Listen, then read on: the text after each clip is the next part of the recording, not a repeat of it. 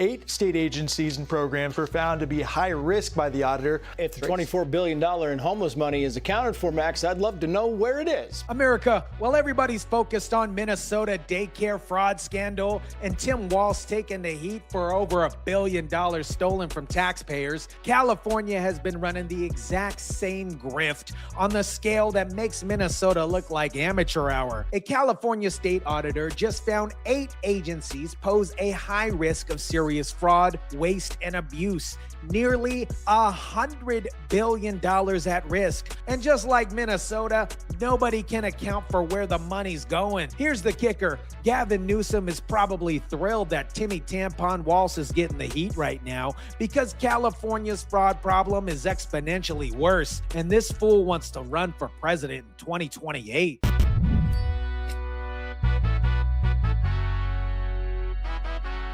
The California State Auditor, the non-partisan official auditor for the state, has just released a report that updates its assessment of the state's high-risk agencies. And the contents of this report are truly stunning. What is up, guys? TYSON DELACRUZ here. Thank you so much for rocking with me. This isn't just about one state. This is the blueprint for how Democrats run government. Let me break down what California's nonpartisan state auditor just revealed. 8 separate California agencies now pose a substantial risk of serious fraud, waste, and abuse and mismanagement. And here's the damning part. To be considered quote-unquote high risk, an agency must not only exhibit serious problems, but must also have failed to take adequate corrective action. So in this new report, the auditor has identified 8 separate California agencies as high risk.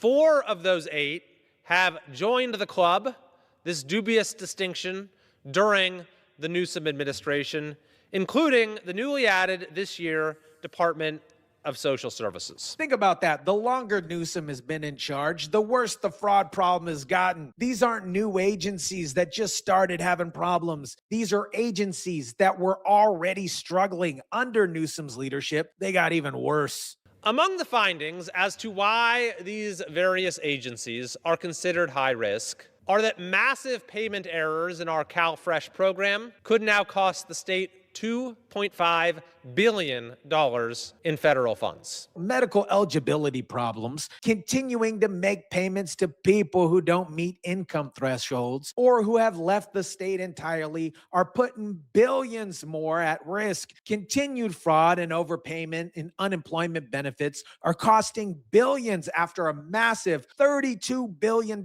fraud during C-19. And get this, the state has missed 6 straight deadlines for its annual comprehensive financial report. 6 straight deadlines. This puts California's credit rating and federal funding at risk. But Gavin Newsom keeps claiming California is the model of effective government. This fool has lost his damn mind. Now let me connect this to the bigger picture that nobody's talking about. California has approximately 200,000 NGOs. Those are non-governmental organizations receiving $600 billion in revenue annually. That's just California. New York has 122,000 NGOs with $446 billion flowing through it. Pennsylvania has 85,000 NGOs with $247 billion flowing through it. Texas has 160,000 NGOs with $200 billion flowing through it. And Minnesota,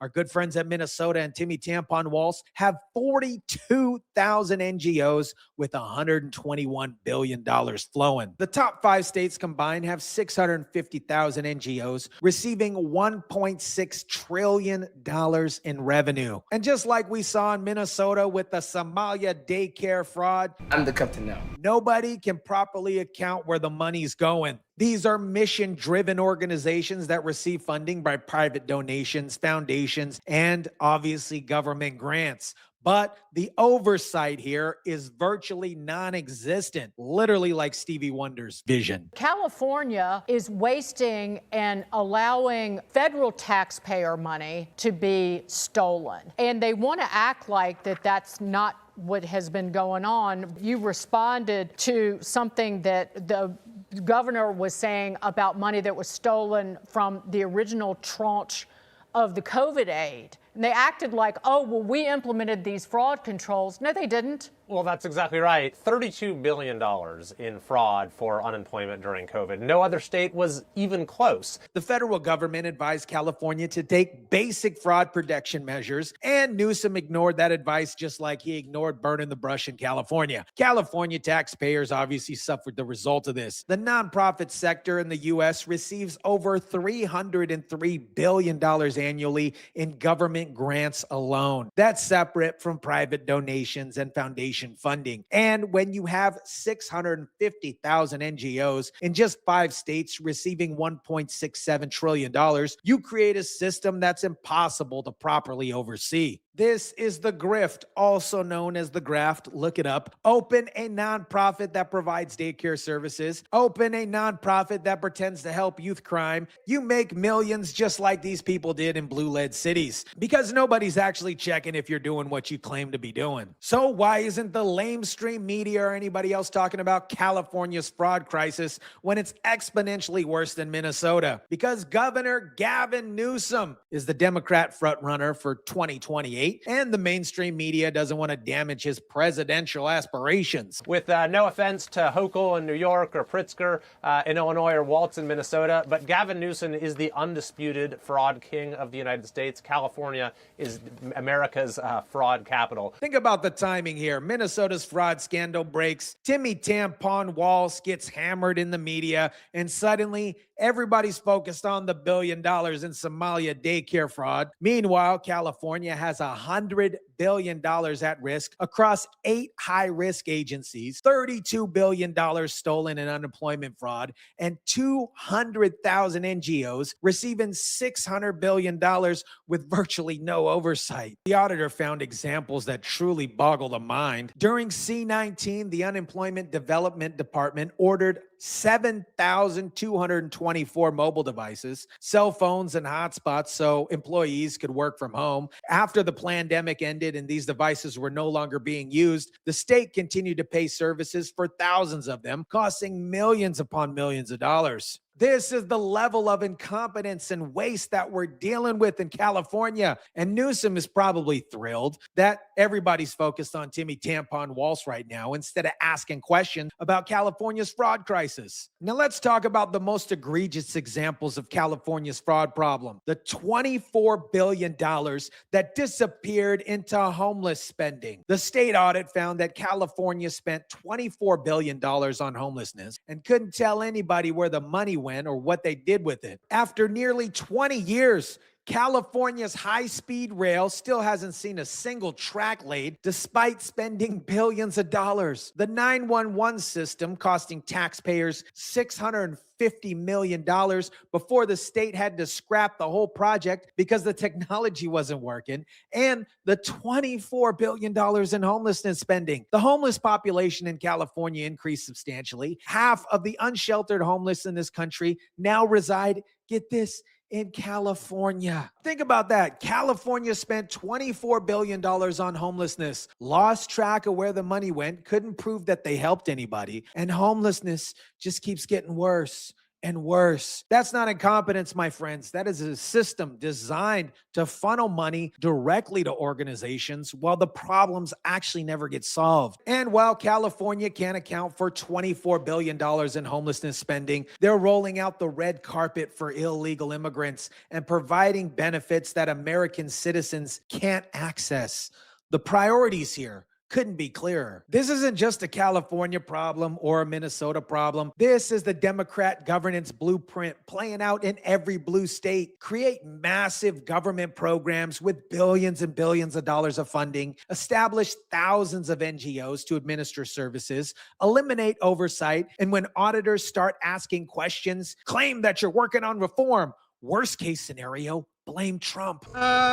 He did it. California has been running massive deficits in recent years. The top 1% earners account for up to 50% of tax revenue. When you send those folks out of state because of taxes and terrible governance, the entire financial setup collapses. For 4 straight years, California led the nation in outbound U-Haul rentals. California's population had continued to grow since 1850. It was only when Gavin Newsom, as governor, it began to decline. People are fleeing because they can't afford to live there. And the ones that are leaving, they aren't just regular folks. They're high earners who fund the entire state budget. California has the highest poverty rate in the United States, the highest unemployment rate, and most of the people leaving are leaving just because they can't afford to live here. But Newsom keeps claiming California is the model for the nation. This is his entire shtick as he prepares to run for president. He wants to take this scale of fraud, waste, and mismanagement on a national level. No, God, please, no, no. Now let's talk about why this matters for 2028. Gavin Newsom is positioning himself as the Democratic frontrunner for president. He's been traveling the country, doing podcasts, raising money, greasing up his hair, building relationships. Congressman Kelly said California sacrificed so much, pay the highest in taxes in the country, yet California citizens get the least in return. He's calling for accountability for agencies and political leaders who refuse to reform state government to more appropriately serve the citizens. But here's the reality. If this audit came out during a presidential campaign, it would be devastating for Newsom. 8 high-risk agencies, $100 billion at risk, $32 billion in unemployment fraud, $24 billion in homelessness spending, just disappeared. 200,000 NGOs receiving $600 million with no oversight. And this celebrity lawyer, Alex Spiro, who's previously represented people like Kim Kardashian and Elon Musk, who picked up and left, Mr. Musk did, has penned a letter to Gavin Newsom warning that, quote, it will trigger an exodus, this wealth tax of capital and innovation from California. And our clients have made clear they will permanently relocate if subjected to this tax. So Newsom is facing the perfect storm: fraud crisis, population exodus, budget deficit, and now his wealthy residents threatening to leave. And his solution? Run for president and try to do the same thing to America as he did to California. The lamestream media will hammer tampon Timmy Walz because he's not running for president in 2028, but they'll protect Newsom because he's the Democrat establishment's quote-unquote chosen candidate. It's the same pattern we saw with the Hunter Biden laptop. The media will cover up anything that threatens their preferred candidate. And here's the beautiful part for Gavin Newsom. He can point to Minnesota and say, see, we're cracking down on fraud, while California's fraud problem is exponentially worse. This is the grift. Create massive government programs, funnel billions of dollars to connected NGOs, eliminate oversight, and when somebody exposes the fraud, make sure it's a state that doesn't threaten your presidential ambitions. America, while Timmy Tampon Walz takes the heat for Minnesota's billion-dollar daycare Somalia fraud operation, Gavin Newsom is running a $100 billion fraud operation in California that the media refuses to cover because he's their 2028 presidential frontrunner. Newsom doubled the number of high-risk fraud agencies during his time as governor, but he wants to take this model nationally. The mainstream media will protect him by keeping the spotlight on that tampon in Minnesota because exposing California's fraud crisis will destroy Newsom's presidential ambitions before they even get started. Let me know what you guys think about this. Drop it down in the comment section down below. Smash the like button if you kindly would. Share, subscribe, and as always, guys, I'll catch you on the next one.